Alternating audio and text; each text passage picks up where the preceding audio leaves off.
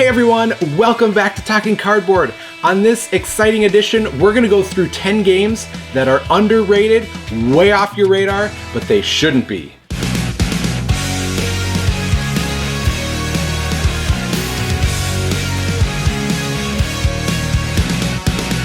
Thank you so much for joining us with this video. If you like our content, if you're decent about our content, if you don't absolutely hate our content, click the like button, subscribe. We've got plenty of videos. As a matter of fact, for most of these games that we're going to mention, we've already reviewed them, so we have a much better feel for how these games play. We were just surprised when we found how underrated they were. And before we get any further, I'd like to give a special shout out to one of our viewers, Namir Haddad from the country of Jordan, who suggested we do this list during one of our live streams a couple of weeks back. Before I go any further, I'd like to introduce John to my right, I'm Jerch, and Corey to my left. So Corey, what were the parameters for what we deemed as an underrated game? We started off with kind of an arbitrary parameter with this whole thing. We were like, oh, should we do anything ranked worse than 400 or maybe 500 on Board Game Geek? And we actually ended up getting a list of some games that are way down there on the top, even 1200. So most of these games, I would say, what did we decide? 9 out of the 10 games are below 1200 ranked on Board Game Geek. Yeah. There's only one that's in the 500s, but still, it's not even within the top 500 games. So this list is really digging deep into some of the very low ranked, I mean, there's tens of thousands of games out there, but still very low ranked according to Board Game Geek in existence. So this is going to be a fun list. Yeah, and let's start off with the one that is just outside the top 500, and that's Jamaica. I love this game mostly because of how I can get into the theme. I love doing pirate voices. It's a really simple game where you're racing around the island of Jamaica. You roll 2 dice and you are deciding which is your morning action, which is your evening action, and that dictates the power of either your attack, of your resource gathering, or of your movement. I know after each time I play, my voice gets super hoarse because I really get into the pirate theme. If you're playing with the right people, this is a cute, fun little game that's kind of fast, that's really fun. I know that the attacking mechanism is pretty simple, and then you're just racing around the island of Jamaica. Yeah, really great game. I mean, like you said, I think the interactive experience is really what brings this game up in my mind. I mean, sure, it's simple and still fun, but pirate voices, getting into it a little bit, and kind of that little back and forth when you're stealing each other's resources when you go into combat, and just the special abilities. Like, there's a lot of cool stuff going in this. It's not hard to teach people. Generally, I don't know if I've introduced it to anyone that didn't have a blast at least the one time they played it. So yeah, and it's great to come out during our 24-hour game marathons. Yes. That one always hits the table at some point because it's really easy to incorporate new people, and it's fun. And then when you've got the hidden treasures that people are trying to steal from you, and sometimes it's a cursed treasure, that's always fun. Yeah, very boiled down mechanism, so it's definitely a simpler game. And even if you're not getting into the game like with voices or this or that, it would be a fun game for a family setting also. Oh, absolutely. That this one scales down to younger audience quite well. Yeah. So that was one of our 10 games. These 10 games are not ranked in any order. We're just going to be throwing them out there. So John, what's one of the games that you found that was underrated based on Board Game Geek? I'll go with a game that I've been playing pretty much since I started my board gaming career back in middle school, and that is Transamerica. Another very simple game. The premise is you have these hand of randomly drawn cards that you are then trying to connect these cities with train tracks. The interactive part of the game is that each person starts somewhere different on the map of the United States, and once you connect to someone else's train tracks, now you can build off each other to try to connect your cities the fastest. Once one person has connected all their cities, other players are going to lose points based on how far they were from connecting their final cities, and then they lose points off this track until you play multiple rounds and they eventually fall off, and last player standing kind of wins. But like I said, simple game, again, super interactive with the kind of social parts of it where you're trying to plan your best time to kind of get your tracks connected to others so they can't benefit off of you as much as you benefit off of them. So. And if that description sounds very similar to another train-themed board game, it is similar to Ticket to Ride. Yes, yep. I know the version that you have is very, very old. Of Transamerica. So those types of games where you are like connecting and interweaving, those are fun. This one is, I'd say it's a little more complex than Ticket to Ride, right? I mean, Ticket to Ride has the colors and cards you're trying to match and play out stuff. This one's just, you just have 2 tracks, but there is a lot of thought into how you connect your cities efficiently so you're not the one losing like 10 points and getting bumped off the first round. I would say the mechanisms in Transamerica is a little bit more simplified than Ticket to Ride, but I think the strategy is a lot more in Transamerica. So definitely. Yeah, that's been a fun one too. Yeah, I like those train themed ones because you are connecting resources or like trying to maximize your path and yeah. And usually player elimination is a turn off in most games, but this game plays so quickly that people are falling off the table kind of not all at once, but pretty much in succession with one another. Yeah, so it keeps it going quick. Yeah. Corey, what's one of the games you want to talk about? The first game I'm talking about is probably the newest game on the list here, and that's Brian Boru. We've had a lot of fun with this game. It's ranked really low on BGG, and I don't know if it's because it's so new or it just hasn't gotten the attention it's deserved. But this game is area control mixed with some card drafting. Yep. Hasn't been seen a lot in a lot of games that we've played at least, and it's really fun where you are drafting some cards, but each card has 2 different things you can do on it. It's got a top half and a bottom half, and it's all kind of not really trick-taking, but kind of trick-taking-esque, where the numbers do have some meaning, the colors have some meaning. Basically, the different colors tell you what different areas you can try to take over, and if you played the highest number of that color, you can basically take ownership of that zone, but you might have to pay a little bit for that. Whereas if you can sneak in and get the follow the color or the suit, essentially, with a lower number, you might get a cheaper, better action, but you won't get to take over that area. Brian Boru is one of the more recent games on this list, like you said. The artwork is really nice. I like the mechanisms of the card drafting. We might try to house rule that to make it a little bit more interactive, because we found when you're taking 2 cards that then your hand's kind of pretty much set. Yeah. But I like that aspect of it. I like kind of the trick taking where you are trying to figure out, okay, do I slough off a different card to get the really good resources I need, or do I try to get this area control? It's a really dynamic game. I know it took us a little bit of time to really get the feel of it. Yeah. So it's a little bit more complicated to start out, but once you do, we're able to play that a whole bunch. And we seem to really like that one as well. Because it's not trick-taking in the traditional sense of trick-taking, so it kind of throws you off a little bit. So if you like trick-taking games, you might not necessarily like this, but if you like the idea or the main idea of trick-taking mixed with some area control, I think this one blends it very nicely. Speaking of trick-taking games, the next one that I want to bring up is Niet. Niet! You gotta say it right. Niet!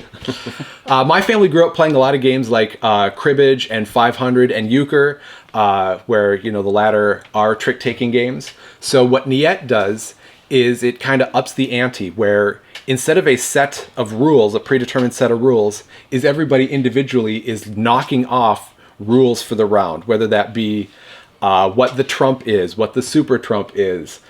Do you go first? A few different things. So each round you are kind of crafting your own game, including your teammates, including how many points each trick is worth. And then you can be switching teams every round to make it much more dynamic. That also is kind of a complicated game to understand.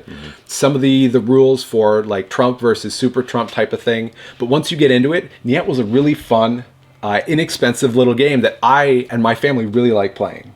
Yeah, I've loved Niet. I mean, I've been playing hard since high school math when we played all the time, and I still enjoy those games. Like, it just brings me back to that point in time. And Niet is great because I think even one of the options on the rules is like you can actually go into a round where by taking points you're actually getting negative points. Yeah, the tricks are worth negative points. And that's really cool because, well, now you can just set yourself up perfectly to maybe have a ton of points and now you throw that one out in one hand, you're back in the game. Or you give everyone else more points somehow. I don't know. It's great. And like in this one too, I think with most trick-taking games, you do have to have a thick skin if you're playing with better players or worse players. But I think in this game, what's cool about Niet specifically is that you can kind of pick on the worst player around the table. I think I remember that as kind of being... Yeah, exactly. I'm always the worst player in trick-taking. But I do think that is a cool mechanism, me being on the short end of the stick with this, but I think that's a cool mechanism in Niet because you can purposely either team up or not try to team up with certain people depending on how they're playing with that game to either benefit you one way or the other. Yeah. So you can... I think...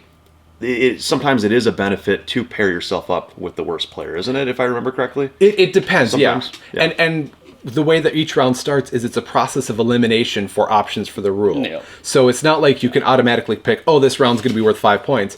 No, you're picking, okay, it's not going to be worth 4, it's not going to be worth 3, it's not, and then you could get to a point where the round is either worth -2 or it's worth 5 per trick, and then you're sweating out whoever has to put their last little token on to cross one of those off. The tracks are a game within a game with that, because you get to choose who your partner is, or whittle that down too on the track, right?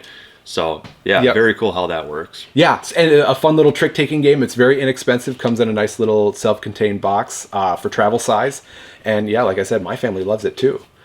So Corey, what's another game that you want to talk about for underrated? Oh, back to me, not John, huh? All right, let's go to me. I'm going to talk about God Tier. One of the best miniatures skirmish games that we have played in a long, long time. God Tier is very simple, very easy to get to the table, and easy to understand.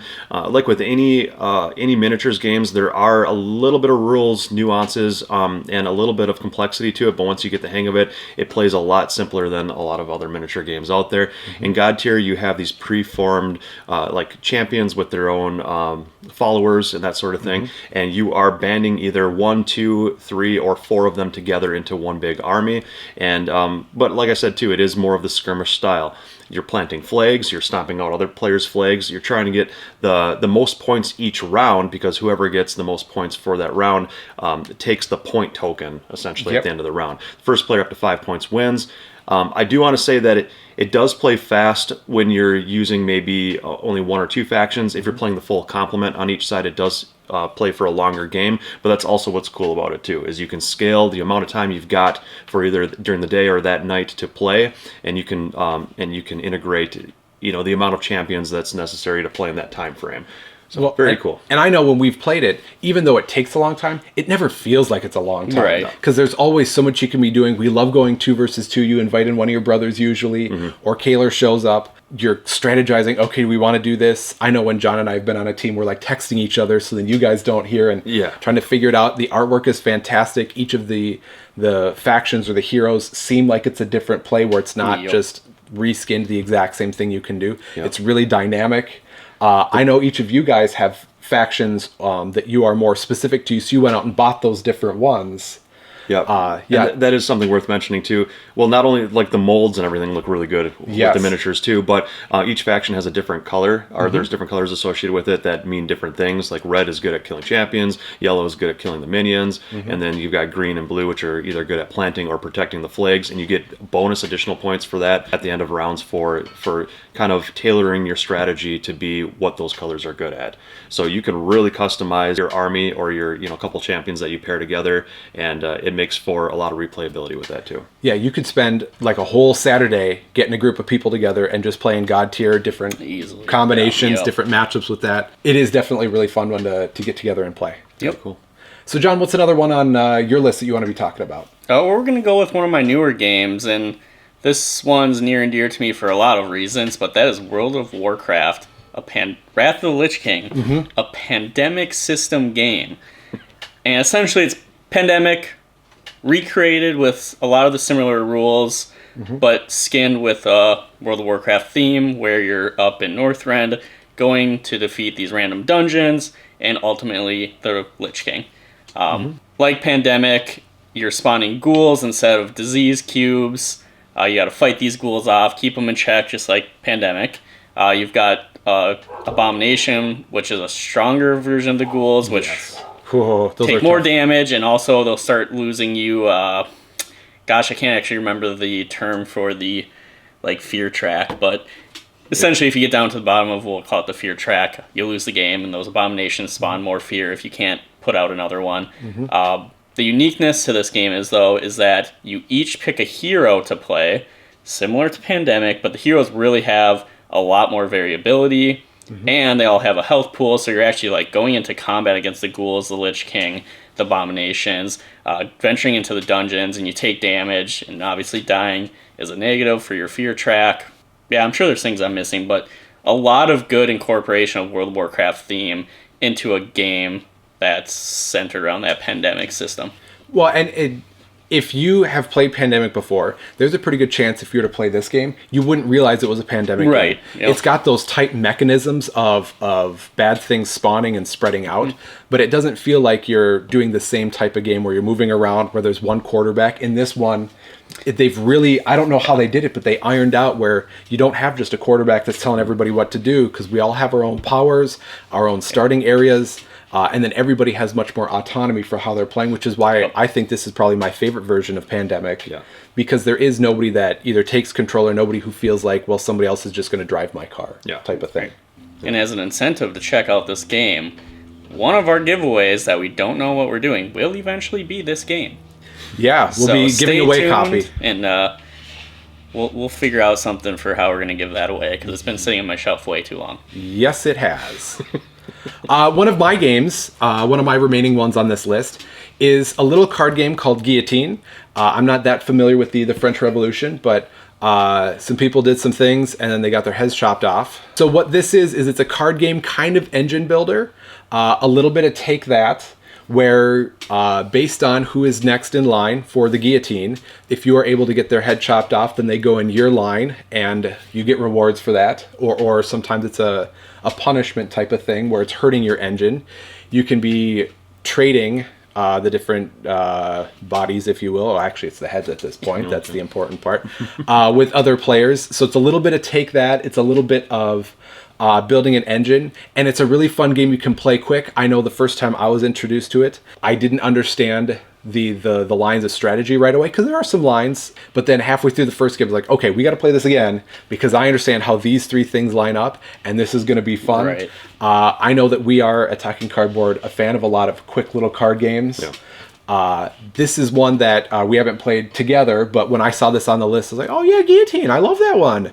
And that was one of the first ones that ended up making it onto this list of our, 10 underrated board games. Yeah, and it's an older game, probably one that's overlooked now because of its age, and it is a little card game. It doesn't take up much space on the shelf, so it could be easily bypassed.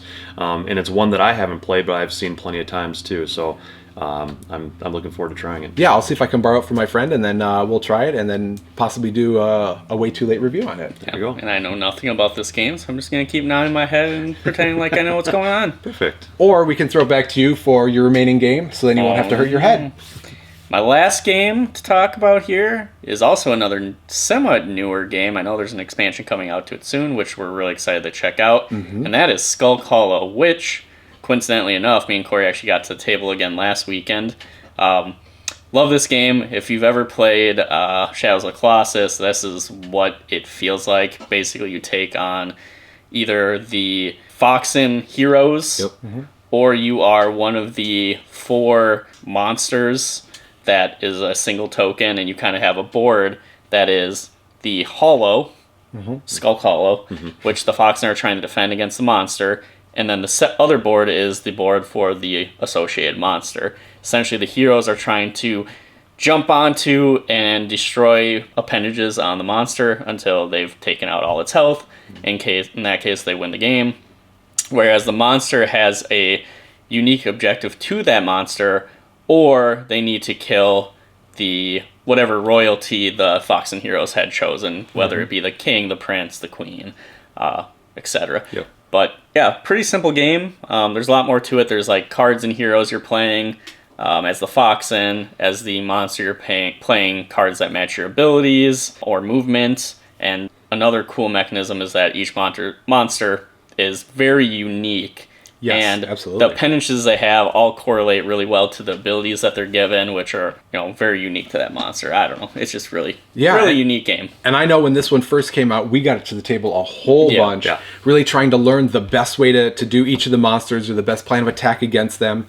And we really dove into that strategy of it. So hopefully with this expansion, it'll revitalize our interest in it, and we might start to be able to play that game again, or a couple of different rounds of it. Corey probably remembers the name of the new expansion. I know it's Bear Heroes.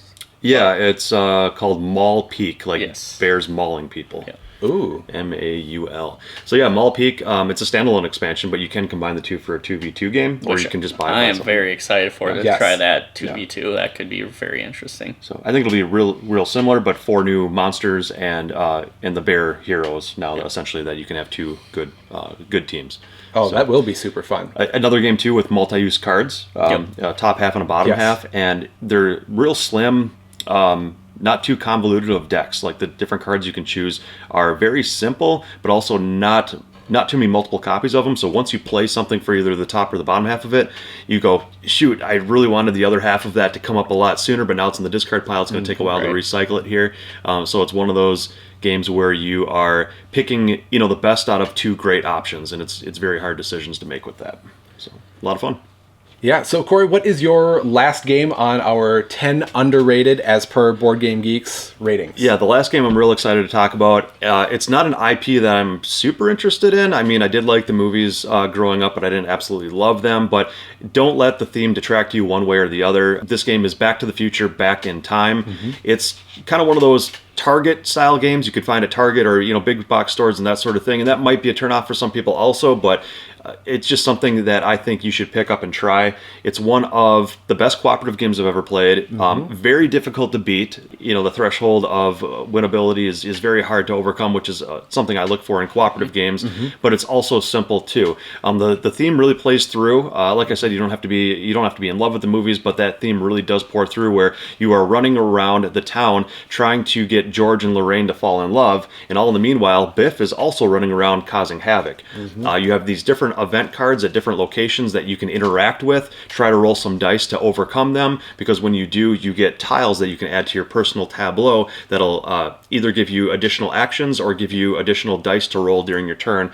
to then give you better odds at overcoming these missions or beating down Biff and that sort of thing. Mm-hmm. Like I said, one of the actions is actually beating Biff down and wearing him down to the point where it takes him a while to stand back up and to keep running around. So that's essential. Everything's essential in this game. Yep. Beating him down, trying to get George and Lorraine to come together to fall in love before the photo fades. So that's very thematic too. And the other thing too is you're trying to get the DeLorean to Doc Brown's house, fit it with the right parts for the DeLorean to get it to be the time machine that it is, and get it to come up to the clock tower. The clock tower to hit that lightning strike at the correct moment. And if you can't do all those three things perfectly, then you lose the game. So like I said, a lot going on, but also simple mechanisms and a very difficult game to beat. But if you are interested in losing a lot and trying to overcome a very difficult game, this is definitely one to try. Yeah, and the artwork is great. It's super nostalgic. I think the difference between this board game based on a movie and most others is a lot of others are kind of just trying to slap something together to cash in on the hot new IP. Yeah. And the gameplay themselves are not that great. I think back to a lot of the Jurassic Park games that I bought, because growing up as a kid I was a huge Jurassic Park dinosaur fan, but then you get those games and they're pretty crappy because they're just trying to cash in on the license and kids are gonna love this dinosaur game, but the game's no good. Yeah. This isn't trying to cash in on that IP because that game was back from the 80s, or the movie was back from the 80s, and the game is recent. Mm-hmm. So they've had time to perfect and really make it fit what the movie experience was like. Yeah. The artwork is fantastic. It's a really great play for multiple players, and it's a game for more than just gamers. Yeah. Because if you loved that movie or you grew up with that movie, then it's a game that kind of incorporates you into that experience. And it's by the Prospero Hall design team, which they also did Horrified and other games like that. Yes. And those are also family weight, kind of simplified mechanisms style cooperative games that provide some crunch and some depth to the gameplay and a little bit of difficulty in a setting where also they've done a great job with all their games with the whole quarterbacking thing. It's kind of a little more difficult to quarterback out of their games, and it makes it fun. You kind of have your own autonomy, and maybe it's not the most optimal thing to do, but regardless of what you've chosen, it's going to benefit your team in some shape or form. Yeah. They've really knocked it out of the park with all their games. So Back to the Future, Back in Time is another one to try by them. Yeah. So the last game we have on our list might be collectively our favorite, and that is Cursed Court. I remember when you first brought it to the table, where did you find it originally? I think it was in a used pile on a shelf at some local game store. Yeah, so just some place that was kind of hidden, and you pull it out and it's got kind of this weird artwork, and you fold out the board and you've got all these weird people with weird art, and then you got poker chips, and I'm thinking, okay, are we going to do a little bit of gambling? Well, no, not really. But then as soon as you play, we fell in love with this game, and it was so much fun. And I think the best moment in this game is when new people who don't understand it based on the rules, when they first get it, that's how you play. Yep. So Cursed Court is kind of a semi-hidden information version of the Vegas gambling style game Roulette, where you are betting on cards to be revealed, that are either specific characters or different combinations of characters, like a row of 3, a diagonal, a corner style, and the more spaces that are involved in your bet, the more it's going to be, the more payoff it's going to be worth. Mm-hmm.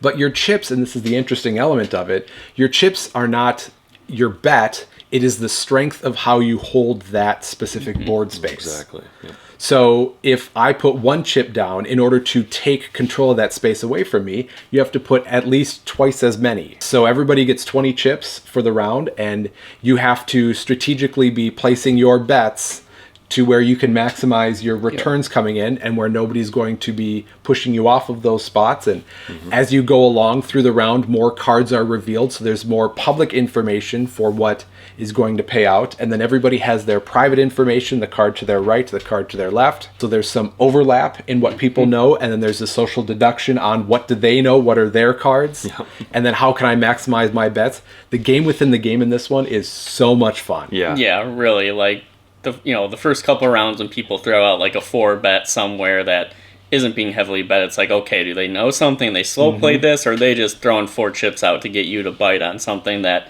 doesn't even exist? Yep. So that's great. You really got to pay attention to how and where people are bidding, and figure out, are they lying, or they really think they got something there. Yeah, there's some bluffing, there's some table talk, there's some second guessing yourself, second guessing others, and also, like Church said too, once you throw down those chips to lock in a spot, those chips are locked for the entire round until somebody overcomes that stack of chips. So that also plays into, am I going to throw 4 chips down or 6 or 8 chips down to have those locked in for an indefinite amount of time in hopes that maybe somebody will bump them after more cards are revealed. But then people know more information as more cards are revealed, so they're like, I'm not going to touch that spot anymore. And now almost half your chips are locked for the entire round, so you have less power on other positions. It's really cool. Yeah, and it's fun to see, like, when you've got the last play and you've got maybe 1 chip left, and where do I put this on the board? And then you put it in a spot where you're trying to get the box of 4, and then you realize, oh wait, this one hit, and nobody saw it. Yeah, right. Yeah, so that is so much fun. And I would say on this list of 10, if I had to pick a favorite, Cursed Court is by far my favorite on this list.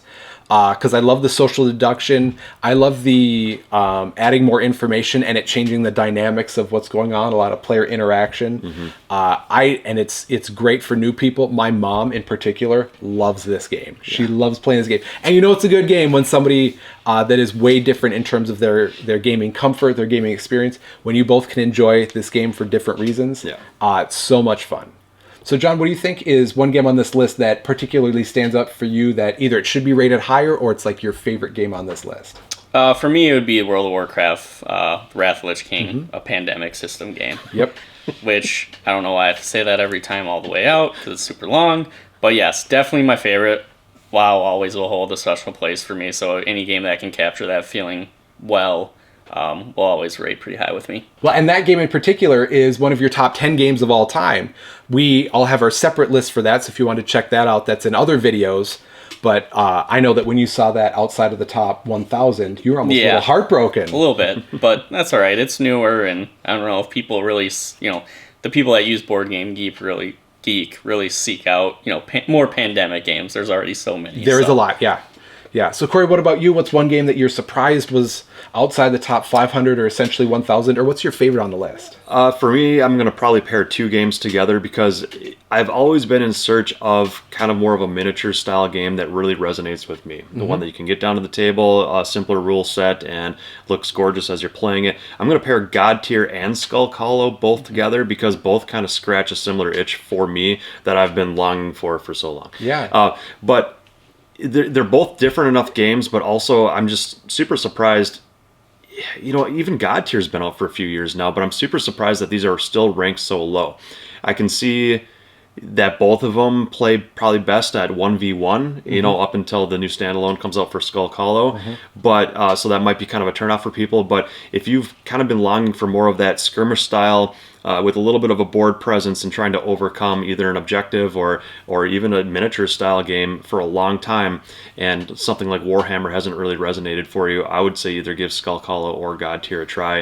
I don't think you're going to go wrong with either of them. So right. It'll surprise the heck out of me. Yeah, I was going to say, and two, I think to some extent both actually had a competitive scene. Yes. which is easy to do when you have those 1v1 type miniatures games. Yeah. But I'm sure the last 2 years haven't helped that, since people probably weren't getting it together in Right. person as Yeah. much. So Yeah. maybe that's why they fell. But I could see any one of these 10 games climbing the ranks in the future as more people are aware of them. yep. But also, a lot have been out for a long time and haven't risen. So Or then we get the opportunity to really polish off some diamonds in the rough and show Yeah. them off for people that they would have never heard of, because a lot of people haven't heard of most of these as games. You know, you've heard of Back to the Future. But, yeah.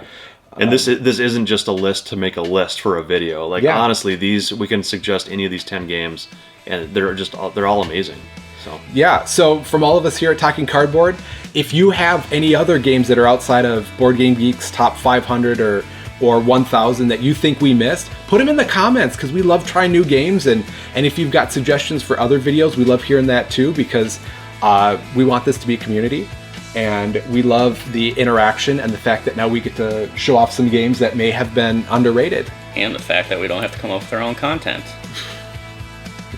Yep. So from all of us here at Talking Cardboard, enjoy those games, play some games, and tell us which ones you think are underrated.